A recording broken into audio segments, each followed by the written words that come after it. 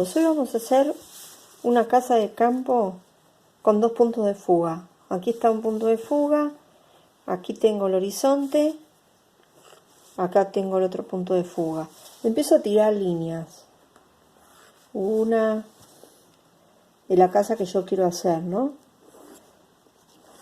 La vereda, el camino, lo mismo hago acá.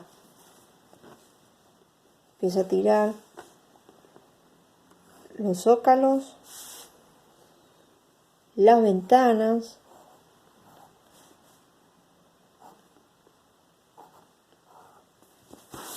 y después empiezo a tirar las líneas que van a cortar esas líneas que tiro desde el punto de fuga. Esto tiene 2 puntos de fuga, entonces un punto de fuga está acá y el otro punto de fuga está acá. Acá termino haciendo la puerta.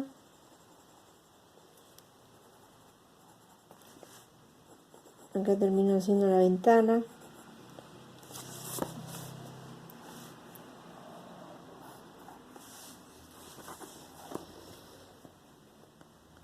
Acá hago una cruz para hacer el círculo. Y tiene esta puerta. Acá hago las ventanas.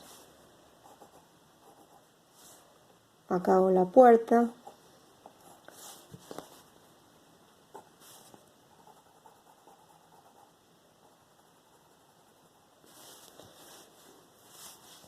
Y acá tengo hecho el techo.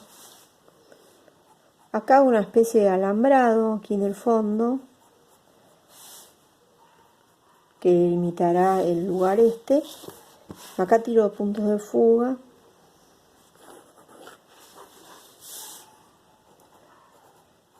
Bueno, y una vez que termino de hacer todas estas líneas, empiezo a hacer lo que yo les dije la otra vez. La parte de, con mano alzada, hacer que el dibujo no sea tan rígido. Entonces empiezo a hacer las curvas. Todas las líneas que vayan sobrando, las van borrando. Ustedes esto lo pueden hacer con un H, con un F. Yo en este caso lo estoy haciendo con un carbonilla para que se vea en el video. Aquí estoy haciendo el camino. Aquí tomo un lápiz B7 y hago la sombra de la casa.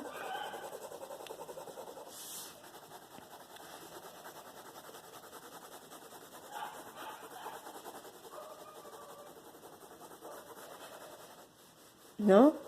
Y la voy haciendo.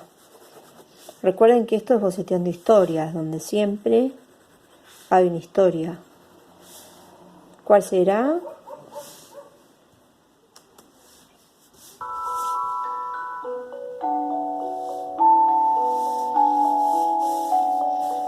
El 8 de diciembre de 1954, Mary Hogan encontró de forma violenta la muerte. La víctima había llegado desde Dallas y podía lidiar con borrachos del pueblo. Era corpulenta y mal hablada, insultaba cada 2 palabras. Para Ed, Mary Hogan era una suerte de versión grotesca de su madre. Sobre todo indica que a las 16 horas de ese 8 de diciembre, la cantinera cerró el local, pero dejó entrar a tomar un café a Ed, que había empezado a frecuentar el bar. El hombre le disparó con un revólver calibre 32 esa tarde. El granero Seymour Lester ingresó luego de que esto había sucedido a la taberna para comprarle un helado a su hijita y encontró en el suelo una enorme mancha de sangre y un cartucho. Se notaba que un cuerpo había sido arrastrado desde atrás de la barra hasta el estacionamiento, donde se veían con claridad las marcas de los neumáticos de un auto sobre la nieve. En el interior del bar había una taza con una mancha de sangre y parte de una huella digital. Los rumores en el pueblo respecto de la desaparición de Mary Hogan, había diferentes versiones. Hasta dijeron que se la había llevado la mafia. No ha desaparecido, está en mi granja, solía bromear Ed. Años después, cuando la policía llegó a la casa de Ed Gein, que es de quien estamos hablando, encontró su cabeza en una bolsa. Su madre era Augusta, y era una de casa luterana que siempre vivía en relación al temor de Dios y se la pasaba recitando el testamento de la Biblia. Hablaba siempre del Apocalipsis y consideraba que las mujeres eran prostitutas creadas por el diablo para tentar a los hombres. Esa es la educación que había recibido Ed Gein. Sí, estamos hablando de Ed Gein, el asesino serial más importante que existió en Estados Unidos. No importante, pero sí el más siniestro, que estuvo en el pueblo de Plainfield en los años 50. Cuando en 1940 fallece su padre, Ed Gein va a trabajar cuidando niños y haciendo cosas, quehaceres de granja en el pueblo. La mayoría decían que era raro, pero era inofensivo. El crimen por el que Ed Gein finalmente fue descubierto fue sencillamente torpe y brutal. La última víctima fue la dueña de una ferretería, Berenice Borden. El 15 de noviembre de 1957, Ed ingresó al local del que era cliente habitual e impartió hacia ella tirándole un tiro y la mató. Al día siguiente, en Plainfield empezaba la temporada de caza de ciervos, que era muy famosa en este lugar y que la realizaban todos los habitantes del pueblo.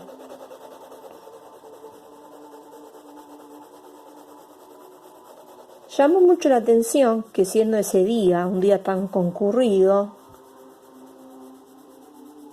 Berenice Borden no abriera la ferretería y nadie pudiera ir a tomar un trago o hacer algo o a comprar algo, ya que ella era una amiga de todos y también tomaban a veces algunas copas para charlar con ella en la ferretería.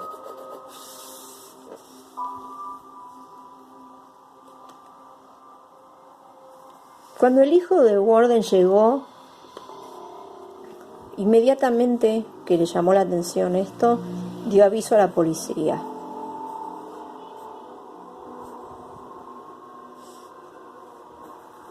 Porque había desaparecido su madre y le llamó la atención, más allá de que no abriera la ferretería, que no aparecieran todo el día en el pueblo, en un día tan conocido como era el de la temporada de caza. Todos los caminos conducían a la granja de los Gein. Ed ni siquiera había escondido el cuerpo de Bernice. Lo había colgado de las piernas con un gancho en un galpón, como colgaban a los ciervos, y la había destripado como hacían con los ciervos. Para él, tan solo era un trofeo. En medio de la oscuridad, ya que la granja no tenía luz, la policía encontró diferentes objetos hechos con piel humana.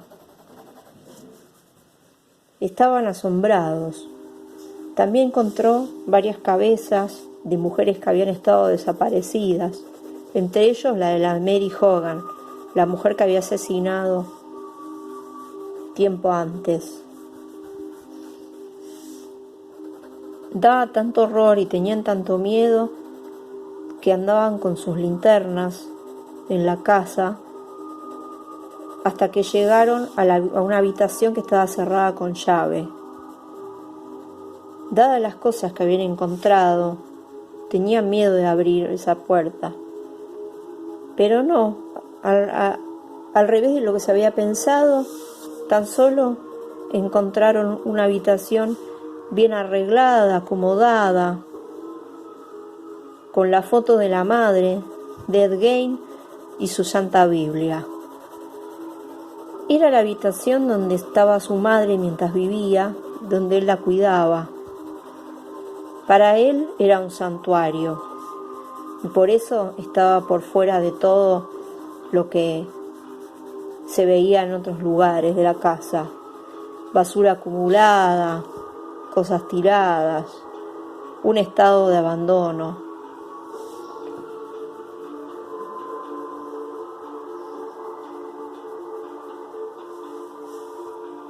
Recién cuando les dijeron que iban a poner frente al cadáver de Bernice porque le pidieron que se rindieran, Ed Gein abrió la boca, pidió una tarta de manzana con queso cheddar y confesó. Algunos estudiosos cuentan que buscaba recuperar a su madre y llenar el vacío que había dejado en su vida.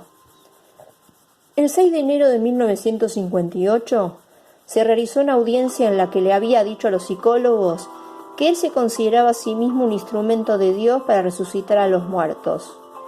El juez lo declaró incapaz y lo envió al Hospital Psiquiátrico Estatal. El 30 de marzo fue el final.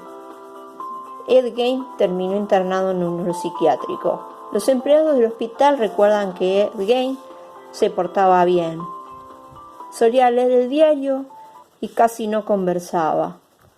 Y así estuvo hasta que en 1968 fue alojado de nuevo en un hospital psiquiátrico después de que una junta médica notificó a la justicia que estaba listo para ser sometido a un juicio y que después de 9 días de audiencias lo hallaran culpable de homicidio de Bernice Worden.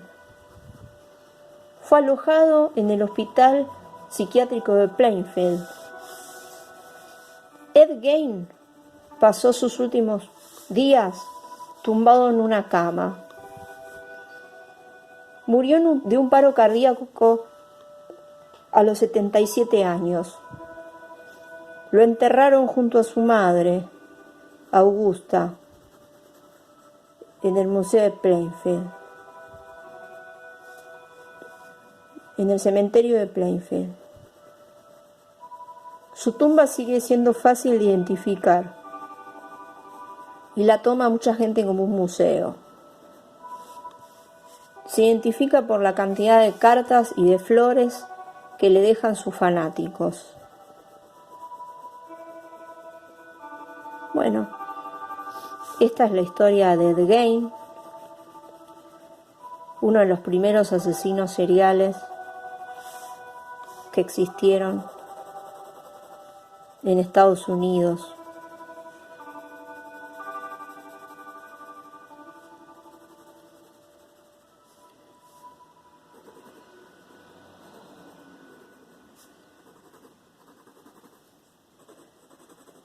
Espero le haya gustado la historia y esta es aquella casa en la que Ed Gein guardaba sus trofeos.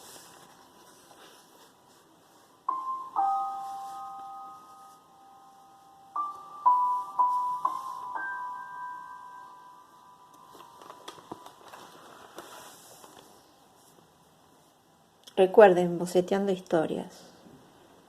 Hasta el próximo misterio. Bye.